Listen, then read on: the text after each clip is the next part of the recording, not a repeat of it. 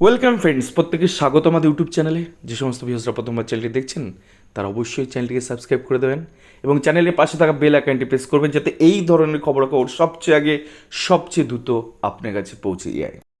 আজ আমরা প্রাথমিক শিক্ষা পর্ষদের একটি কালো অধ্যায় নিয়ে আলোচনা করব। যে কালো অধ্যায়ের মধ্যে রয়েছে অনেক রহস্য, অনেক কিছু রয়েছে। সেই রহস্য যারা সমাধান করতে পারবে তারা কিন্তু বেনিফিটও পাবে। আজকে সেরকম একটা রহস্য নিয়ে আলোচনা করব। তো রহস্য সমাধান করলেই কারি শূন্য পদ পাওয়ার কিন্তু সম্ভাবনা রয়েছে। 932টা শূন্য পদ। এই শূন্য পদের দাবিদার কি? একদম হলপ করে বলছি, অন্ততদন্ত আমাদের এই চ্যানেলের 932টা শূন্য পদ আমরা আইডেন্টিফাই করেছি। যে শূন্য পদে যারা নিয়োগ পেয়েছে তাদের নিয়োগ রুলস মোতাবেক অবৈধ। এই শূন্যপদ কাদের? 16,500 নিয়োগের যে 3929 রয়েছে এই সাথেই শূন্যপদ যোগ হবে, নাকি 11,765 2022-এর যে ভ্যাকেন্সি রয়েছে সেখানে এটা যোগ হবে, নাকি 9,533-এর যে আনঅ্যাবজর্ব যারা পড়ে আছে এই শূন্যপদ তারা পাবে? এই জাতীয় রহস্যের সমাধান কিন্তু আজকে আমরা এই ভিডিওতে করব। তো চলুন শুরু করা যাক। তো 2016 সালের একটি নিয়োগ, যে নিয়োগে বিস্তর জলঘোলা হয়েছিল। আমরা প্রত্যেকে জানি যে এই নিয়োগে কীভাবে হয়েছে। ক্লাস 2-এর বাচ্চাও হয়তো জানে যে 2016 সালে একটি নিয়োগ হয়েছিল। রাতের অন্ধকারে এসএমএসের ভিত্তিতে, কোনো প্যানেল নেই, কোনো লিস্ট নেই, চলছে নিয়োগ চলছে। এসএমএস আসলেই তার শিক্ষকতার চাকরি, যার এসএমএস তার শিক্ষকতার চাকরি। তো এইরকমভাবে আমরা দেখতে গেলে 42,949 2016 সালের নিয়োগ। সেখানে 6টা জেলা আপনাকে দেখাবো, একটা মুর্শিদাবাদ, একটা নদিয়া, একটা হুগলি। যেখানে মুর্শিদাবাদে 225 জন, নদিয়াতে 171 জন, হুগলিতে 83 জন অতিরিক্ত শূন্যপদে নিয়োগ হয়েছে। এখন প্রশ্ন হচ্ছে, এই অতিরিক্ত শূন্যপদটা কার? নিশ্চয়ই পরবর্তী রিক্রুটমেন্টের, অর্থাৎ 2020 সালে যে রিক্রুটমেন্ট হচ্ছে 16,500-এর, সেটাও হতে পারে। সেখানে না হলে তার পরবর্তী রিক্রুটমেন্ট অর্থাৎ 11,765, সেখানে সিট কেটে এখানে হয়তো দেওয়া হচ্ছে। সিট তো কাটা হচ্ছে, এটা তো নিশ্চিত। সিট তো কারো কেটে নেই, অতিরিক্ত নিয়োগ হচ্ছে। আমার নোটিফাইড ভ্যাকান্সি তার তুলনায় তো আমি বেশি কাউকে নিয়োগ করতে পারবো না, তাই নয় কি? আচ্ছা, আমি আরও 3টে জেলা দেখাই। 3টে জেলার মধ্যে আর কী কী রয়েছে? যেমন পূর্ব মেদিনীপুর 53টি অতিরিক্ত শূন্যপদে নিয়োগ হয়েছে। পশ্চিম মেদিনীপুর 386টা অতিরিক্ত শূন্যপদে নিয়োগ হয়েছে। পুরুলিয়া 15টি শূন্যপদে নিয়োগ হয়েছে। মোট 6 জেলায় অতিরিক্ত নিয়োগের সংখ্যা 932 জন। এখন প্রশ্ন হচ্ছে, এই 932টা শূন্যপদ, আবারও একই প্রশ্ন, কোথা থেকে কাটা হলো? কোথা থেকে আসলো? মাটি পুড়ে আসলো না পাতাল থেকে আসলো? নাকি আমাদের সেন্ট্রাল গভর্নমেন্ট থেকে সিট কোনো অংশে দিয়ে দিল এই নিয়োগের ক্ষেত্রে?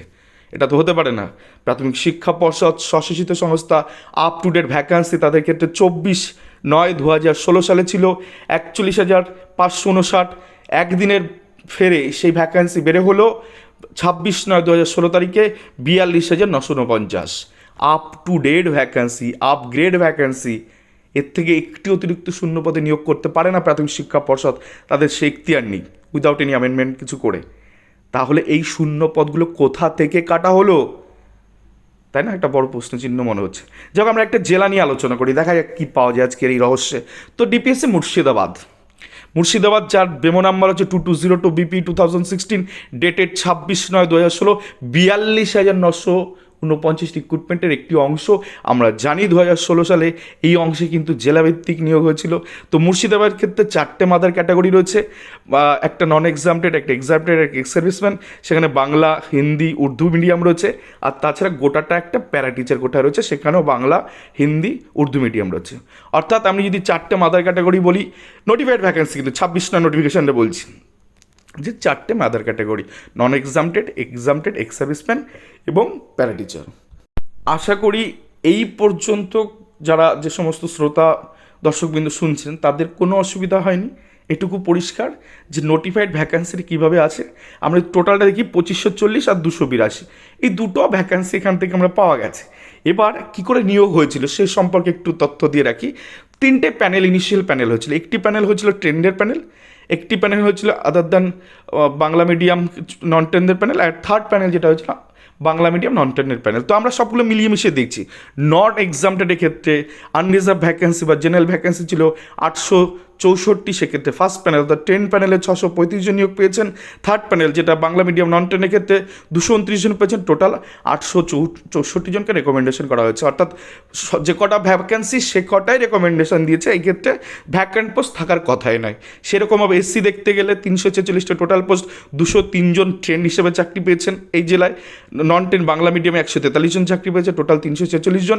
তো টোটালটাই ফিল আপ হয়ে গেছে। এইভাবে দেখতে গেলে এসটি 78টা ফাঁকা আছে, ও মানে ভ্যাকেন্সি মানে পোস্ট মানে প্রার্থী পাওয়া যায়নি। ওবিসি এ প্রার্থীর ক্ষেত্রে কোনো ভ্যাকেন্সি ফাঁকা নেই। ওবিসি বি প্যাকেট সকলের রেকমেন্ডেশন আছে, ভ্যাকেন্সি ফাঁকা নেই। এক্সাম ডেটের ক্ষেত্রে যদি চলে আসি, সেক্ষেত্রে 419টা পোস্ট। ফার্স্ট 10 প্যানেলে আমরা দেখতে পাচ্ছি 8 জন পেয়েছে। নন টেন আদার দেন মানে বাংলা মিডিয়াম নন টেনের ক্ষেত্রে 411 জন পেয়েছে, তো 419 জন। তো সেক্ষেত্রেও টোটালটা ফিল্ড আপ, এখানে শূন্য পদ বা ভ্যাকেন্ট পোস্ট কিছু নেই। তারপর চলে আসি এসসির ক্ষেত্রে। এসসির ক্ষেত্রে দেখো 167টা পোস্ট, সেখানে 167 জনকে রেকমেন্ডেশন দেওয়া আছে, ভ্যাকান্ট নেই। এসটির ক্ষেত্রে ভ্যাকান্ট থেকে যাওয়ার কথা, তো 46টা ওখানে প্রার্থী পাওয়া যায়নি। ওবিসি এ ভ্যাকান্ট নেই, ওবিসি বি ভ্যাকান্ট নেই। তো আমরা নন এক্সামটেড এক্সামটেড থেকে 78টা নন এক্সামটেড এসটি ভ্যাকান্সি ফাঁকা আছে, কেন প্রার্থী পাওয়া যায়নি। এক্সামটের ক্ষেত্রে 46টা এসটি প্রার্থী ফাঁকা আছে, কেন প্রার্থী পাওয়া যায়নি। বাকি টোটালটা কিন্তু ফিল্ড আপ, অর্থাৎ পুরোটা অংশই কিন্তু টোটালটা কিন্তু নিয়োগ করা হয়ে গেছে বা রেকমেন্ডেশন দিয়ে দেওয়া হয়েছে। এই পর্যন্ত নন এক্সামটেডে কিন্তু টোটালটাই রেকমেন্ডেশন দেওয়া আছে। এসটি কিছু ফাঁকা ছিল, দুটো অংশ কোথায় ফাঁকা ছিল আমি দেখিয়ে দিলাম। এবার আমরা চলে আসবো এক্স সার্ভিসম্যান এবং প্যারাটিচারে। তো এক্স সার্ভিসম্যানের কী গল্পটা ছিল, 69টা ভ্যাকেন্সি ছিল। সেক্ষেত্রে আমরা দেখতে পাচ্ছি 1 জন ট্রেন পেয়েছে, 68 জন নন ট্রেন পেয়েছে বাংলা মিডিয়ামে। দেন 69 জন রেকমেন্ডেশন হয়ে গেছে, ভ্যাকেন্সি নেই। ভ্যাকান্ট পোস্ট নেই। এসসির ক্ষেত্রে ভ্যাকান্ট নেই, এসটির ক্ষেত্রে 8টা ভ্যাকান্ট পড়ে আছে, প্রার্থী পাওয়া যায়নি। ওবিসি এর ক্ষেত্রে ভ্যাকান্ট নেই, আর ওবিসিবির ক্ষেত্রে ভ্যাকান্ট নেই। প্যারাটিচারে যদি চলে আসি, 149টা ভ্যাকেন্সি, 7 জন ট্রেন প্যারাটিচার তারা চাকরি পেয়েছিলেন। আর থার্ড প্যানেল যেটা হয়েছিল সেটা বাংলা মিডিয়াম, সেটার ক্ষেত্রে আমরা দেখতে পাচ্ছি 142 জন সেখানে পেয়েছে। তো 149 জন রেকমেন্ডেশন পেয়েছে, ভ্যাকান্ট নেই। এসসির ক্ষেত্রে ভ্যাকান্ট নেই, এসটির ক্ষেত্রে আবার 17 জন প্রার্থী পাওয়া যায়নি, তো এখানে 17টা ভ্যাকান্ট। ওবিসি এর ক্ষেত্রে ভ্যাকান্ট নেই, ওবিসিবির ক্ষেত্রে ভ্যাকান্ট নেই। অর্থাৎ এক্স সার্ভিসম্যানে দেখতে গেলে 8টা এসসি পড়ে আছে মানে সিট, আর প্যারাটিচারের ক্ষেত্রে 17টা এসসি পড়ে আছে ফাঁকা সিট। বাকি টোটালটাই কিন্তু রিকমেন্ডেশন দেওয়া হয়ে গেছে। অর্থাৎ এখানে এই জেলাতে ভ্যাকান্সির মূল্যে কিন্তু টোটালটাই চলে গেল। এখানে আর ফাঁকা বলতে গুটি কয়েক এসটি ভ্যাকান্সি পড়ে আছে, আর কিন্তু কোনো অংশে ফাঁকা নেই, টোটালটা রেকমেন্ডেশন হয়ে গেছে। তাহলে গোটা জেলা মোটামুটিভাবে কিন্তু ফিল্ড আপ হয়ে গেছে। এটা গেলো বাংলা মিডিয়াম। আমি একটু চলে আসি অন্য মিডিয়ামগুলোতে, অর্থাৎ পিএইচ অল মিডিয়ামের ক্ষেত্রে পিএইচ 76টা ছিল, সেটা দেখো 76টা টোটাল রেকমেন্ডেশন পেয়েছে। দুটো প্যানেলের ক্ষেত্রে ভ্যাকান্ট পোস্ট নেই। প্যারা পিএইচ যারা ছিল প্যারাটিচার পিএইচ তাদের ক্ষেত্রে 8টা, তো প্রথম প্যানেলে 2টো, থার্ড প্যানেলে 6টা, টোটাল 8টা চলে গেছে, তো ভ্যাকান্ট পোস্ট নেই। আদার দেন বাংলা মিডিয়াম যেটা সেকেন্ড প্যানেল আমরা বলছি, আদার দেন বাংলা মিডিয়ামে দেখো 4টে ফিল্ড আপ। উর্দু মিডিয়াম যেটা একটা ছিল, একটা ফিল্ড আপ। তো টোটালি মোটামুটি যা ছিল সব ভাই পূর্ণ করে দিয়েছে। খুব সুন্দর কাজ করেছে প্রাথমিক শিক্ষা পর্ষদ, খুব সুন্দর কাজ করেছে S Basu and Roy company. এটুকু পর্যন্ত আমরা বুঝে গেলাম যে ক্লিয়ার। আমার 3টে প্যানেল হচ্ছে, ইনিশিয়াল প্যানেল বা জাকি চোখ বাগেরা হোক, আমার সিট টোটালটা ফিল্ড আপ করে তারা সুন্দর করে গুছিয়ে গোটা অংশটাকে পূরণ করে দিয়েছে। এবার আমরা আসবো একটু প্রজেকশন করে নিই যে আদতে কী দাঁড়ালো সংখ্যাটা। তো সেটা যদি আমাদের দেখতে হয়, তো সেক্ষেত্রে আমরা ক্যাটাগরিক্যালি ভাগ করে ফেলি ব্যাপারটা, যে কোথায় কত কী হচ্ছে দেখে নিই। যে নন এক্সামটেডে 1571টা পোস্ট ছিল অ্যাজ পার নোটিফিকেশান, সেখানে 1493 পোস্ট রেকমেন্ডেশন করেছে, 78টা ফাঁকা। আমি বলে দিচ্ছি 78টা কেন ফাঁকা, কারণ এসটি ভ্যাকেন্সি ফাঁকা। এক্সামটের ক্ষেত্রে টোটাল পোস্ট ছিল 761 ভ্যাকেন্সি, নোটিফাইড ভ্যাকেন্সি 715 জন পেয়েছে, তো সেক্ষেত্রে 46টা ফাঁকা, সেটা এসটি ফাঁকা।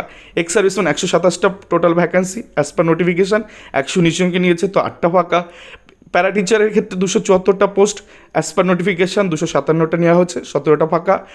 পিএইচ প্যারা পিএইচ হিন্দি এদের ক্ষেত্রে কোনো মানে টোটালটাই নিয়োগ হয়ে গেছে, তো শূন্য পদ এখানে কিছু নেই। আর উর্দুর ক্ষেত্রেও তাই। তো টোটাল পোস্ট যদি আমরা দেখি 2822, আর টোটাল রেকমেন্ডেশন দেওয়া আছে 2673, তো 149টা দাঁড়াচ্ছে। এরা কারা? এরা হচ্ছে এসটি ভ্যাকেন্সি। আমরা ক্যাটাগরিক্যালি এখানে দেখিয়ে দিয়েছি যে কোন ক্যাটাগরিতে কতগুলো হয়, তো তার সংখ্যা 149, অর্থাৎ এসটি ভ্যাকেন্সি এই অর্থে পূরণ হয়নি। যতগুলো ভ্যাকেন্সি ছিল সেই অর্থে কিছু কিছু ফাঁকা ছিল, তো সেখানে কিন্তু 149টা ফাঁকা থেকে গেছে। এবার এসটি ভ্যাকেন্সি ফাঁকা, আমরা তখন বলছিলাম যে অতিরিক্ত নিয়োগ মুর্শিদাবাদ অতিরিক্ত নিয়োগ, এই কথাগুলো আমরা কী করে বলছি? কারণ 3টে প্যানেল হয়ে যাওয়ার পর এই রকম ধাপে ধাপে প্রায় 2 বছর সময় ধরে এই রকম জিনিস ঘটিয়েছে প্রাথমিক শিক্ষা পর্ষদ। কীরকম জিনিস?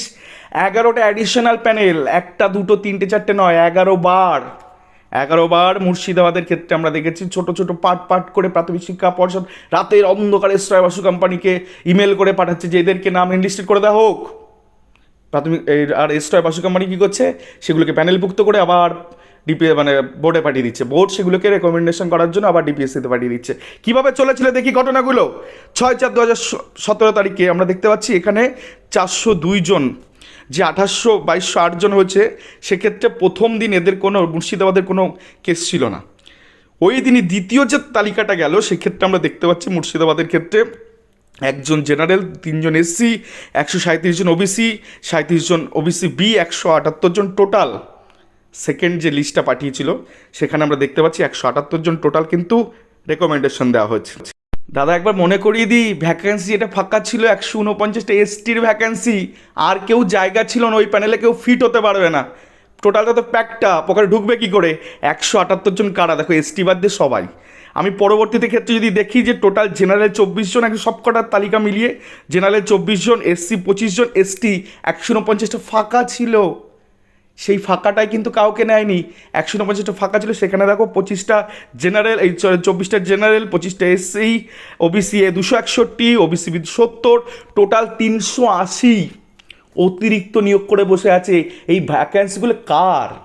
পরবর্তী রিক্রুটমেন্টের হয় 39 বলছে 16,500 হবে, নাহলে 11,765 হবে। এখান থেকে ভ্যাকেন্সি কেড়ে নিয়ে দিয়ে দিল কাদের না, 2016 সালের অবৈধ নিয়োগপ্রাপ্ত আনফিট জায়গায় তাদেরকে ঢুকিয়ে দিল।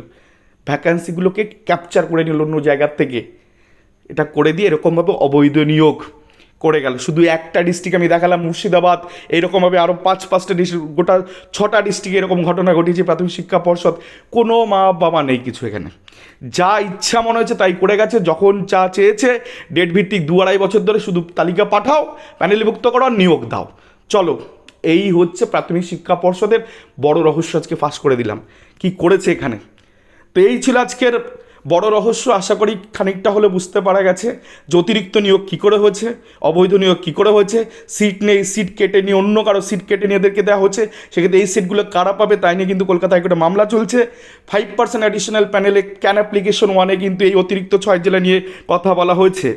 তো যারা বুঝতে পারছো কতটা অন্যায় তোমার সাথে করা হয়েছে, তারা চুপচাপ বসে থেকো না। এটুকুই শুধুমাত্র আমার তরফ থেকে একটা দাবি থাকলো, নিজের হকের জায়গাটা ছেড়ো না, নিজের হকের জায়গাটা ধরে রাখো। তো এই ছিল আজকের ভিডিও। আমি আর একটি কথাও অতিরিক্ত বলতে চাইছি না। ভিডিওটি ভালো লাগলে অবশ্যই চ্যানেলটি সাবস্ক্রাইব করে দিন এবং লাইক শেয়ার কমেন্ট করে চ্যানেলটির সঙ্গে থাকুন। আর শেয়ার করতে ভুলবেন না, একটু বেশি বেশি শেয়ার করুন। এই সমস্ত তথ্যগুলোকে দেখিয়ে দিন তাদের যারা এইরকম বেনিয়ম অনিয়ম করে বসে আছে মসনদে। ধন্যবাদ সকলকে।